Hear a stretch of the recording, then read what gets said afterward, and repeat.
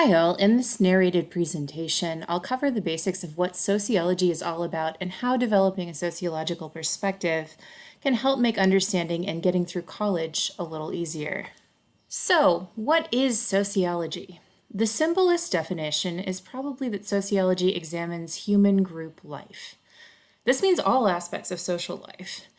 As your book says, sociology is the study of groups and group interactions, societies, and social interactions from small and personal groups to very large groups.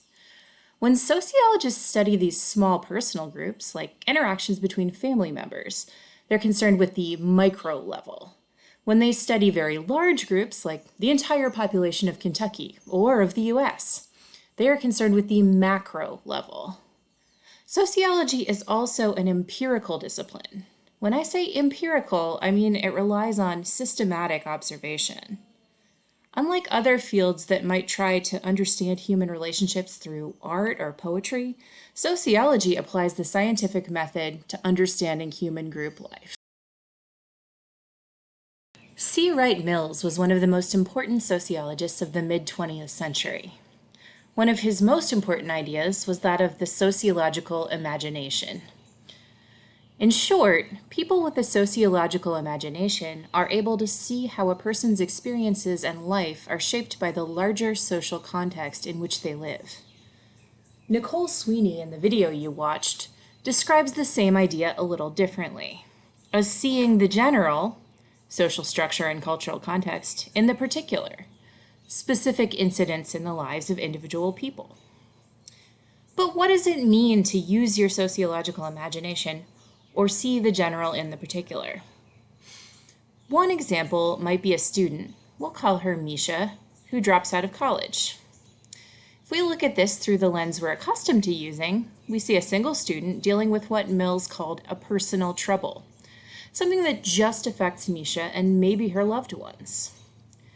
When we apply the sociological imagination, we start to ask questions about what is happening in the larger society and time period in which Misha lives. Are a lot of students dropping out across the state Misha lives in, or in the nation as a whole? If so, do these students have anything in common? Let's say we find out that Misha attends a large public university.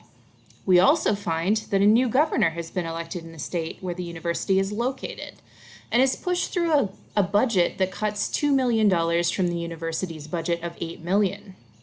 In response, the university has had to raise tuition for the next school year by 10% and also cut several majors, including the economics major that Misha was pursuing.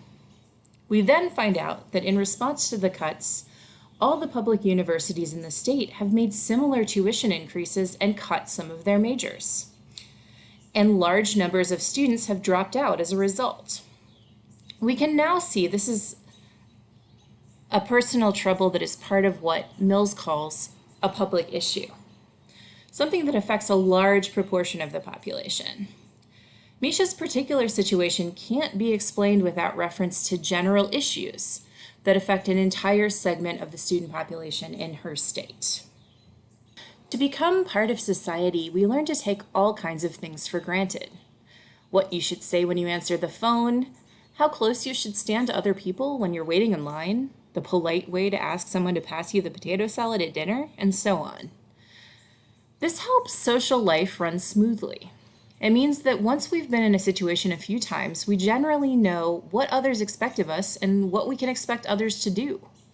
On the other hand, if you're a sociologist studying society in a scientific way, you need to start asking questions about some of these taken for granted rules and beliefs. Why do we clap our hands to show approval at a concert? Why do we have bathrooms that are separated by gender? This is what Nicole Sweeney called seeing the strange in the familiar. One social scientist who did a great job of exposing the strange in the familiar was Solomon Asch. He performed a series of experiments in the 1950s and 60s called the Asch conformity experiments.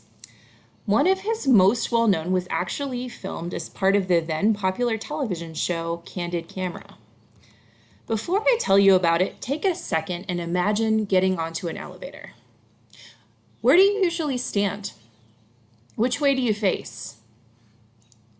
Got it? Okay. So, in Ash's experiment titled Face the Rear, an unsuspecting person gets on an elevator. The elevator is rigged so that the next 4 people to get on are Candid Camera employees. Each of the Candid Camera staff gets on one by one, and each one faces the rear of the elevator after they get on.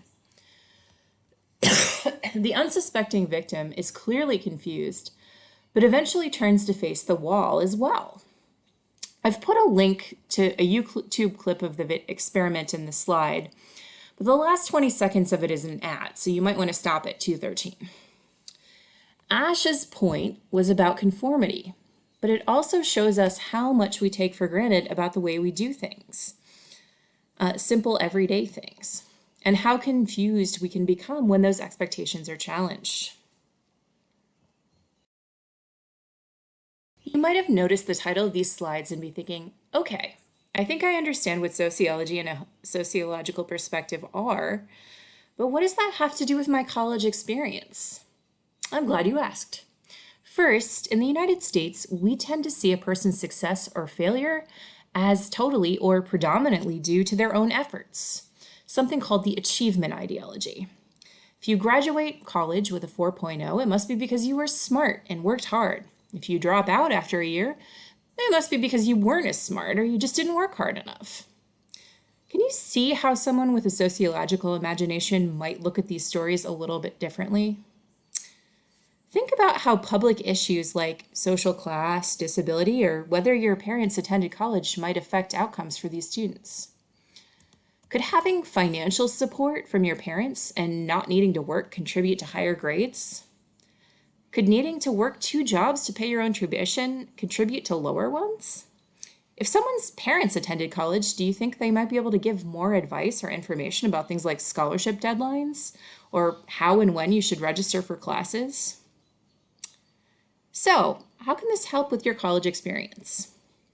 Well, if you think that not knowing something or that failing at something is all your fault, you're a lot less likely to ask for help. Your successes and failures are about you and the effort you put in. For sure. But they're also about the resources you have access to because of the larger social structure. And we have a lot of resources at EKU set up to help you. If you're not sure how something works, ask your advisor or a professor you trust. Don't be afraid to keep asking until you get the information you need. If you're struggling with a course or an assignment, make an appointment with the Student Success Center or the Noel Studio. If your car breaks down and you're having trouble getting to campus, when that's a thing again, we have a student emergency fund that can help you cover that. But what about the second part of the sociological perspective? How can that help?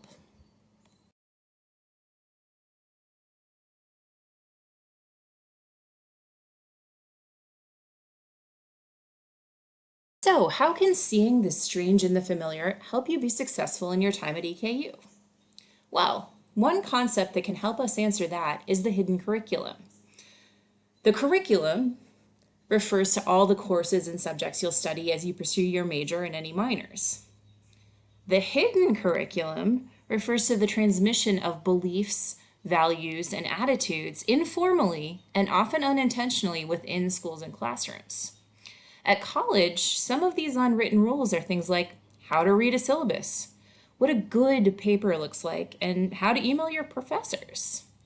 Many of these unwritten rules have been turned into written ones in the assigned reading, Some Tips on Getting Started at College. Others you can figure out by staying attuned to the strange and the familiar.